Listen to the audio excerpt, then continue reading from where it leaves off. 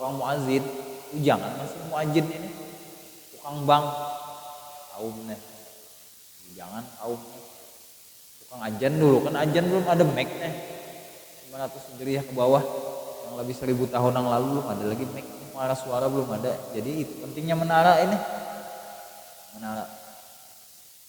Soalnya menara ini dari Persia bukan dari kita apa nggak ya? Bukan dari Islam. Karena bagus dimasukkan ke Islam ya akan jadi masalah juga. Sebenarnya menara itu dari Persia. Menara maksa artinya sesuatu. Menara itu artinya api. Sesuatu yang diandaki api. Karena orang Persia itu penyembah api. Jadi di atas menara ini tadi itu diandaknya api, lentera di situ. Tinggi. Maka disebut menara. Bahasa Arabnya. Nah, sampai ke udah kita. Jadi tukang ajan naik ke atas itu kenapa? Karena kalau ajan di dalam sini ada kendaraan maka naik kalau ke atas. Kalau ini orangnya di bawah, suaranya di atas. Nah, ini kita boleh menara tak? Walaupun orangnya kada usah naik lagi ke atas itu karena mic sudah ada. Lain kan zaman itu. Nah, jadi bila nyandak ajan naik ke atas itu kaumnya nih. Dia olah menara yang paling tinggi supaya seluruh kota, seluruh kampung mendengar itu tadi. Dan memang kedengaran ajan itu kenapa? Karena suara musik belum ada, speaker apa?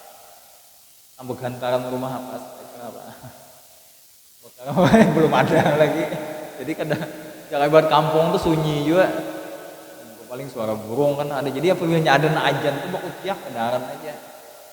Jadi Nabi Bilal akan naik ke atas menara, naik ke atas Ka'bah ajan. Maka kaum pun naik ke atas itu. Maka sebelum tiba waktu sembahyang, kaum ini mesti kebiasaan makanya ajan jam 12:30 zuhur, maka jam 12-nya naik sudah ke atas itu tadi duduk-duduk di atas menara itu melihat keindahan kampung kan mulai atas bagus, keindahan kota. Duduk-duduk di situ, masih bujangannya. Tenang di atas itu melihat apa ke bawah, melihat karena ada jauh pada masjid itu rupanya ada anak gadis di situ.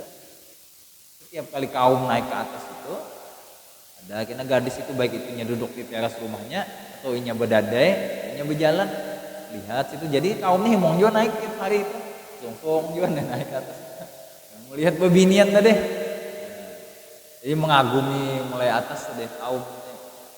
Selawasan kan turunnya cari rumahnya di tanggang sini pemainnya di gang rahmah namanya.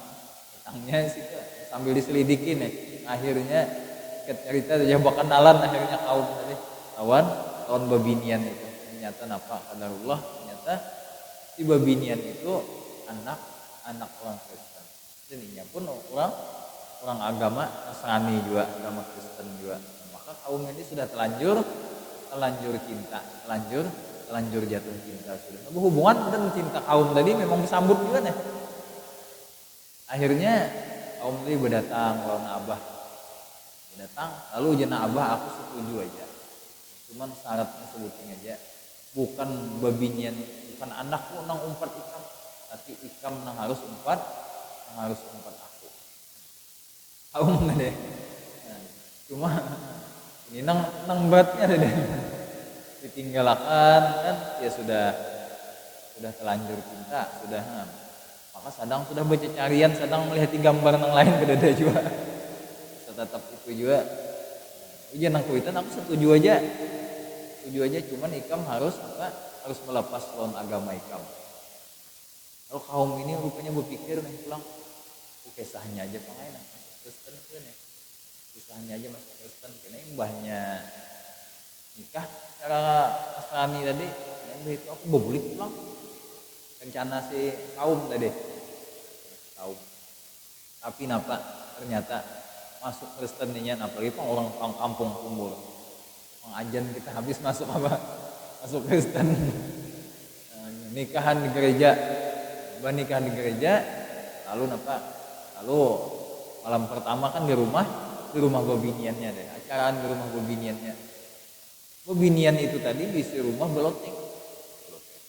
Maka si kaum ini tadi pun juga dibawai oleh nang bini naik ke atas loteng kamarnya di atas loteng. Bertumpang bacaran dari rencana esok aku balik aja pulang agama apa walaupun imannya ini tetap masih iman itu juga cuman apa Allah Ta'ala menghendaki tadi, Allah menghendaki ketika naik ke atas loteng itu tadi tiba-tiba apa tergelincir aumen gugur pada tangga tadi, langsung hantuk kepala, ternyata meninggal dalam keadaan pada beriman. Meninggal akhirnya apa iman lapas bini tadi kada sawat juga. Itu